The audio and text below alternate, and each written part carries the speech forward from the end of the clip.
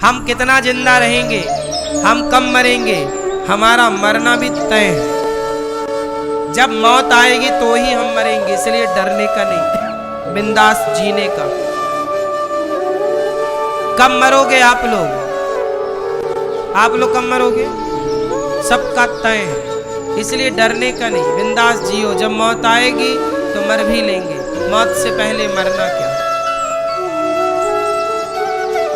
हानि लाभ जीवन मरण ईश्वर के हाथ में है, और यश अपयश, मेरा नाम कितना होगा, मुझे बदनामी कितनी मिलेगी। जब आपको बदनामी मिले तो भी समझना कि ये सब यश मिला है, तो अपयश भी तो मिलेगा ना मेरी माँ। इसलिए जब यश मिला, यश पाए हो, तो अपयश के लिए भी तैयार रहो। यश तुम्हारा हुआ है तो अपयश किसका होगा। इसलिए बैलेंस, कई बार नाम होता है तो कई बार बदनामी होती है। ये सब कुछ ईश्वर के हाथ में, इसलिए सब ईश्वर का खेल है। मस्त रहा करो, चलो, ये सब ईश्वर की लीला है। क्या करो, हमें कोई अच्छा कह रहा है, यह भी ईश्वर की लीला है। हमें कोई बुरा कह रहा, ईश्वर की लीला। हम दोनों से प्रभावित नहीं है। आप हमें अच्छा कहिए, इससे हमें कोई खुशी नहीं है। आप हमें बुरा कहिए, इससे हमें कोई नाराजगी नहीं है। ना अच्छा कहने से प्रसन्नता है, ना बुरा कहने से दुख है। बोलो हाँ या ना। इसी को कहते हैं समभाव, सम रहो हर परिस्थिति में। पानी बरस रहा है तो नदियों में बाढ़ है, पर समुद्र में बाढ़ नहीं है। गर्मी है, नदियां सूखी पड़ी हैं, पर समुद्र में सूखा नहीं है। समुद्र तो हर गर्मी हो चाहे बारिश हो, हर हाल में समुद्र एक सा है कि नहीं। ये तो नदियों को प्रभाव पड़ता है, बारिश होने और ना होने से समुद्र को प्रभाव नहीं पड़ता। तो आपको समुद्र की तरह बनना है। कोई आपका सम्मान करे तो भी खुश रहो, अपमान करे तो भी खुश रहो, क्योंकि ये सब हाथ में तुम्हारे नहीं है। जान रहे हो कि सब ईश्वर के हाथ में, तो रो क्यों रहे हो, परेशान क्यों। गुरु जी ने जो बात कही, भरत जी चरणों में प्रणाम किए और सोचय विप्र जो वेद विहीना। भरत जी को कह रहे हैं कि सोच तुम क्यों कर रहे हो भरत, तुमने कोई पाप थोड़ी किया। सोच है वो ब्राह्मण जो वेद नहीं पढ़ता, जो विषय में लयलीन है। सोच है वो राजा जो नीति नहीं जानता। सोच है वो धनवान जो बड़ा कंजूस है। सोच किसे करना चाहिए। आज एक लड़का मेरे से बोला, गुरुजी हम तिलक लगाते हैं, स्कूल कॉलेज में जाएंगे, अलग दिखेंगे, लोग हंसेंगे। हमने कहा तुम क्यों सोच रहे हो, तुम क्यों परेशान हो रहे हो। आज शर्म उन्हें आनी चाहिए जो झूठ बोल रहे हैं, शर्म उन्हें आनी चाहिए जो जुआ खेल रहे हैं, शर्म उन्हें आनी चाहिए जो शराब पी रहे हैं, शर्म उन्हें आनी चाहिए जो बहन बेटियों को छेड़ रहे हैं, जो तिलक लगा करके गले में तुलसी की माला लेकर चल रहे हैं। भला उन्हें किस बात की शर्म भाई। शर्म वो क्यों करें जिनको, जो माथे पे तिलक लगाए हैं। शर्म वो करें जो शराब पी रहे हैं। आज के लड़का शराब पी रहे हैं, सिगरेट पी रहे हैं, पराई बहन बेटियों को छेड़ रहे हैं। शर्म उन्हें आनी चाहिए। हम तिलक लगाए हैं, हमें काय बात की शर्म। हम सही रास्ते पर चल रहे हैं, हमें किस बात की शर्म। जब तुम्हें गलत काम करते हुए, गलत रास्ते पर चलते हुए तुम्हें शर्म नहीं है, तो हम सही राह पर चल करके किस बात की शर्म करें। हमें तो गर्व है कि हम सनातनी और माथे पर तिलक है और गले में तुलसी की माला है, मुख में भगवान का नाम है।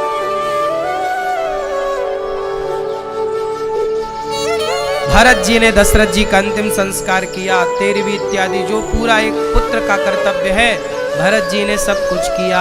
अब भरत जी सभा लगी, और सभा जब लगी ना मेरी माँ, तो सभा में निर्णय लिया गया कि भरत, अब गुरु वशिष्ठ जी आए। अब कैकेयी माँ को समझ आ गया कि मेरे से बड़ी गलती हो, क्योंकि भरत ने तो अब देखना छोड़ दिया ना। जिस भरत के लिए पूरा प्रपंच रचा कैकेयी ने, वो तो उल्टा पड़ गया। अब तो भरत माँ कहना छोड़ दिए। है ना। इसलिए कहता हूं हर जगह बेटा ही गलत नहीं होता, कई जगह माँ भी गलत होती है, कई जगह माँ बाप भी गलत होते हैं। हर बार पर, हर जगह, हर बात पर कई बार बेटे ही गलत हों ऐसा नहीं। बताओ भरत और कैकेयी में गलत कौन है, भरत की कैकेयी? बोलो, कैकेयी गलत है, कैकेयी ने गलती की है। पर भरत के मन में कपट नहीं, कैकेयी के मन में कपट है, पर भरत जी के मन में कपट। कई बार बच्चे की गलती नहीं होती, माँ गलत होती है, कई बार पिता गलत होता है, कई अलग अलग केस। सभा लगी, गुरुजी आए, सुमंत्र जी आए, सभा आई, मंत्री संतरी आए, प्रजा आई, पूरी अयोध्या के लोग इकट्ठे हुए कि चलो अब भरत राजा बने। कौशल्या, सुमित्रा, कैकेयी तीनों बैठी हैं, कैकेयी माता का सिर नीचे है। गुरुजी कह रहे हैं भरत सभा लगी है, अयोध्या की प्रजा खड़ी है, सेना यहां पर खड़ी है, मंत्री संतरी यहां पर खड़े हैं। तुम्हारे पिता की अंतिम इच्छा थी कि बड़े भैया वनवास जाएं, तो राम वनवास चले गए। भैया भरत, पिता का दूसरा वचन था, तुम्हारी माँ ने दूसरा वरदान मांगा था कि मेरा बेटा राजा बने।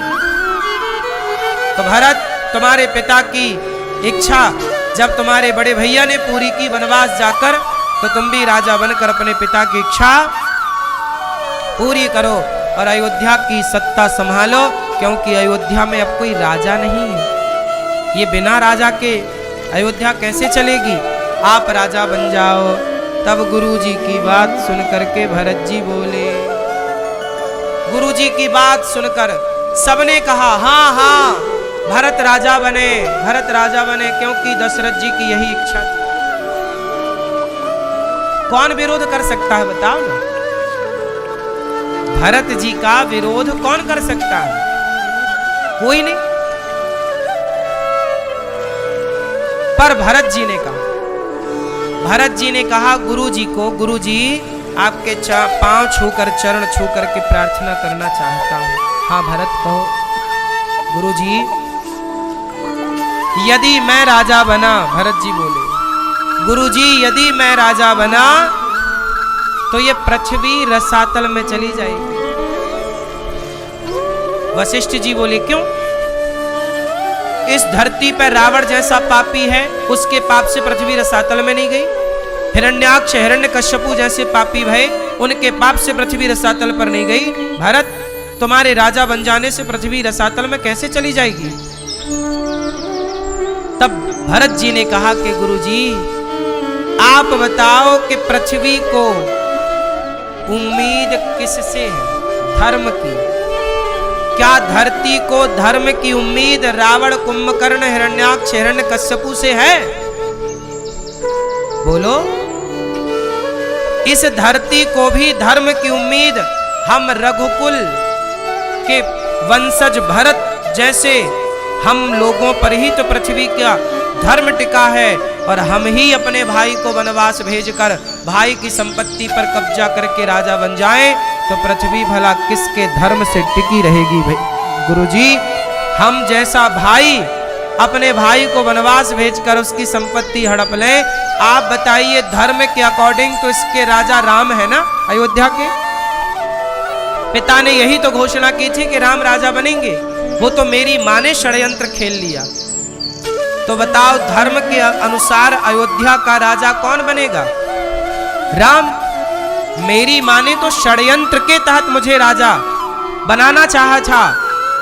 तो गुरुजी, क्या षड्यंत्र जीत जाएगा? क्या धर्म हार जाएगा? गुरुजी, गुरुजी, जब तक ये भारत है इस धरती पर, तब तक षड्यंत्र नहीं जीतेगा गुरुजी, धर्म ही जीतेगा। यदि मैं जीत गया, मैं राजा बन गया, तो पृथ्वी रसातल में चली जाएगी, क्योंकि पृथ्वी किसके बल पर टिकी है? धर्म के।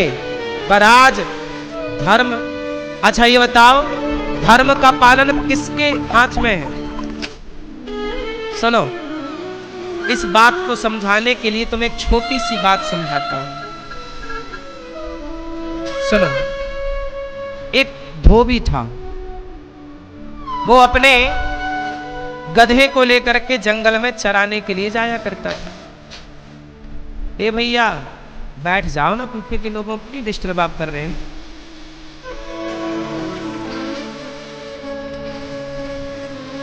ये सोचा करो कि जो आप कथा में डिस्टरबेंस पैदा करते हैं क्या वो धर्म है, ये भी सोचना चाहिए।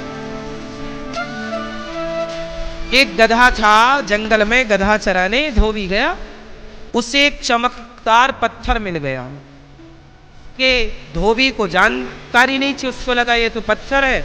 उसने गले पर टांग दिया गधे के, और गधे को साबुन लगा के बढ़िया रोज उस पत्थर से घिसता। एक दिन वहां से जौहरी निकला। जौहरी ने देखा कि ये तो करोड़ों का हीरा है, पर टंगा कहाँ है? गधे के गले में। तो जौहरी ने कहा कि यदि मैं कह दूंगा कि ये हीरा है तो अभी धोबी भाव खाएगा। तो जौहरी ने धोबी से कहा, कहो धोबी ये पत्थर बेचोगे? धोबी बोला, पत्थर क्या बेचना, तुम्हें जरूरत है तो ले लो, हम तो जंगल से और उठा लाएंगे, ऐसे बहुत पड़े। जौहरी बोला, मैं 5 रुपए दूंगा। धोबी को लगा पत्थर के 5 रुपए देगा, ठीक है ले जा ले ले। धोबी बोला, मैं दूसरा। अच्छा धोबी को क्या पता, बेचारा भोला भाला, उसे लगा पत्थर है, ये तो पागल है, 5 रुपया दे रहा है। 5 रुपए लिए धोबी ने और जंगल चला गया। अब हीरा आया जौहरी के हाथ में। जैसे ही जौहरी के हाथ में आया, हीरा टूट करके टुकड़े टुकड़े हो गए। जौहरी बोला, वाह रे हीरा, अभी तो गधे के गले में लटक रहा था तब टूटा नहीं, और मुझे जौहरी के पास आया तो टूट कर टुकड़े टुकड़े हो गया। तब उस टूटे हुए हीरे से आवाज आई कि जौहरी, उस धोबी को तो पता ही नहीं था कि मेरी कीमत क्या है। मैं खुश था उस गधे के गले में, क्योंकि वो मेरी कीमत जानते ही नहीं थे।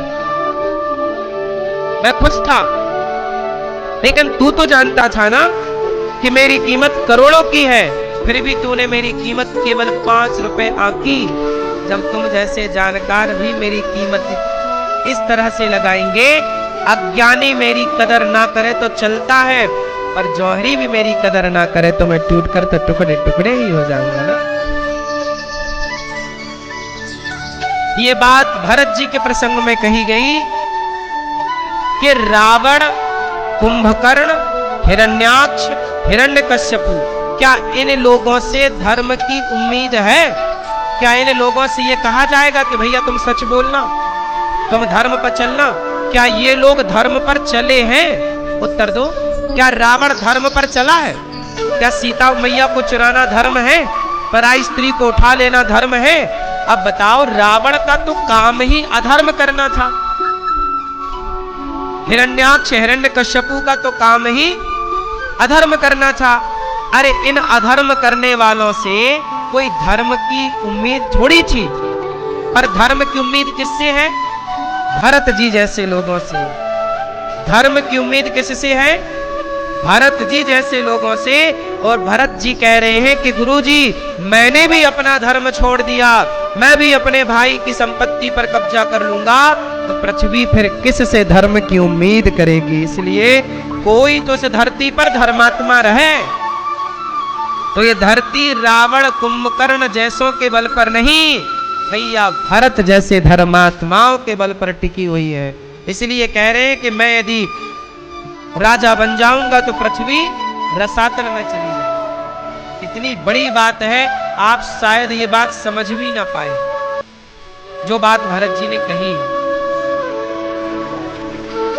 अब भरत जी बोले कि मैं राम का दर्शन करने चित्रकूट जाऊंगा, मैं राम को मना कर लाऊंगा कि मुझे क्षमा करो, मैं राम के वनवास का 14 साल व्यतीत करूंगा और राम को ला करके मैं अयोध्या का उन्हें राजा बनाने की प्रार्थना करूंगा। ये सुनकर सारी प्रजा भरत की जय हो, भरत की जय हो कहकर जय जयकार करने लगी। सारी प्रजा कहने लगी कि कैकई का बेटा कैकई जैसा नहीं, कैकई का बेटा कैकई के जैसा नहीं है। सर्पणी का बेटा सर्प नहीं हुआ।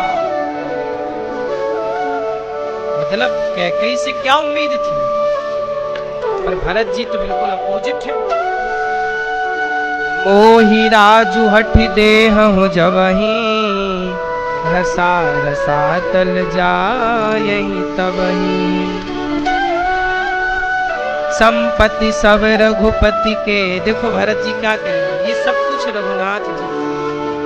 अब भरत जी बोले कल मैं सुबह सुबह चित्रकूट की ओर जाऊंगा। सारी प्रजा बोली हम भी चलेंगे। कौशल्या मैया बोली हम भी जाएंगे। सुमित्रा मैया बोली हम भी जाएंगे। कैकेयी भी तैयार, हम भी जाएंगे, हम भी जाएंगे। भरत जी बोले खबरदार, आप तैयारी मत करना, आपको हम नहीं लेकर जाएंगे।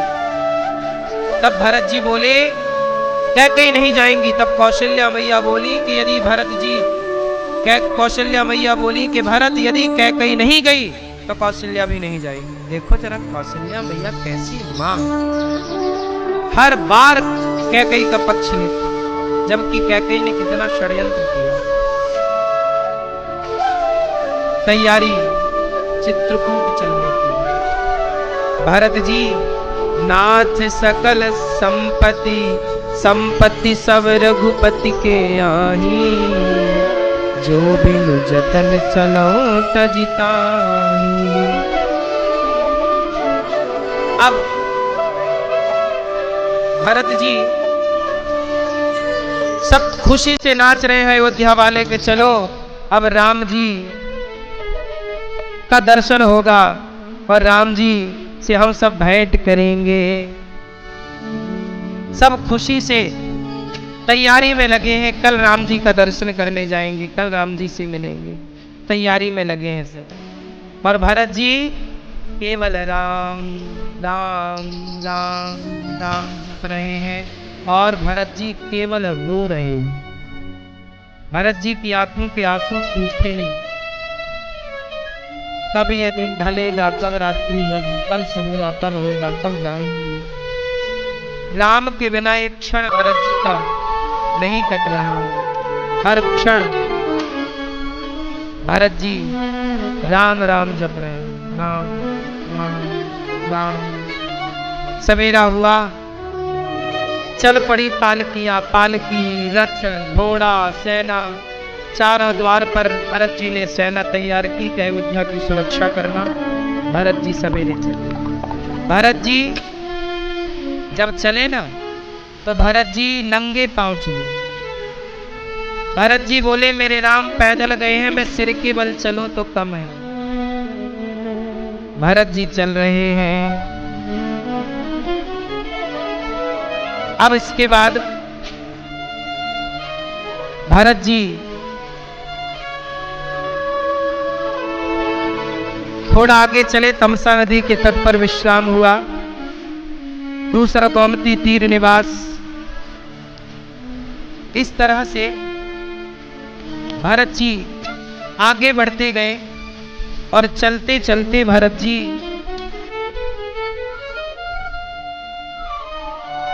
श्रृंगवेरपुर पहुंचे। श्रृंगवेरपुर पहुंचे तो वहां पर निषाद सोच रहे हैं कि लगता है राम को मारने भरत जी सेना लेकर गए। उन्होंने तैयारी कर ली, भरत जी से लड़ेंगे। पर जब भरत जी के भाव को देखा, भरत जी को पता सुमंत्र जी ने दिया कि ये निषाद है, इन्हें राम ने गले लगाया। भरत जी रथ से उतर गए और दौड़कर निषाद राज को गले से लगा लिया। भरत जी निषाद जी को प्रणाम कर रहे हैं। किसी ने कहा भरत जी आपने निषाद को क्यों प्रणाम किया, गले क्यों लगाया? बोले जिसे राम ने गले लगाया मुझसे बड़ा भरत क्यों ने गले लगाया।